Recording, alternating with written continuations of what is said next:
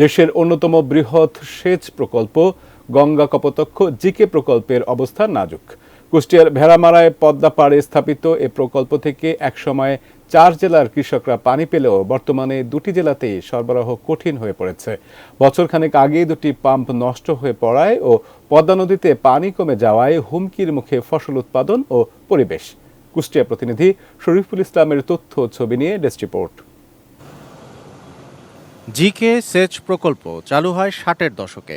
শুরুতে পানি সরবরাহ করা হতো কুষ্টিয়া, চুয়াডাঙ্গা, ঝিনাইদহ ও মাগুরা জেলার 13টি উপজেলার কৃষি জমিতে। তবে ভারতে ফারাক্কা বাঁধের ফলে পদ্মার পানি প্রবাহ কমে যাওয়ায় সেচ সুবিধা নেমে আসে কুষ্টিয়া ও চুয়াডাঙ্গা জেলার মাত্র 35 থেকে 40 হাজার হেক্টর জমিতে।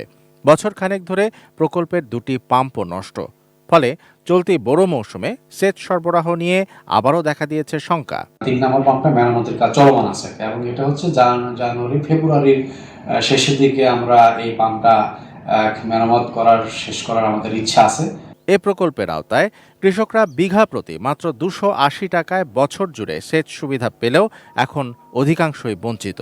ফলে বড় আবাদ নিয়ে দুশ্চিন্তা কাটছে না কৃষকদের।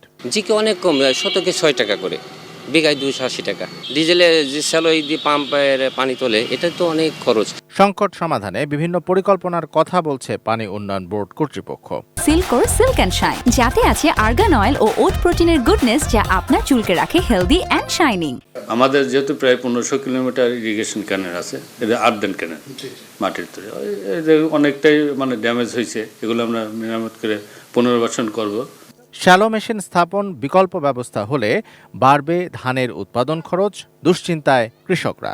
গতবার পাইনি। আচ্ছা, তাতে কি সমস্যা ছিল? তাতে আমাদের ধান আবাদ করি, তাই আমরা আবাদ করতে পারিনি, এই ভুঁইখাত পড়েছিল। তেল খরচ করি, পানি দিয়ে মেশিন দিয়ে তুলি, ওই আবাদ করি, তাহলে তো খরচ বেশি হয়। Shamsul Arefin, desk report, ATN news.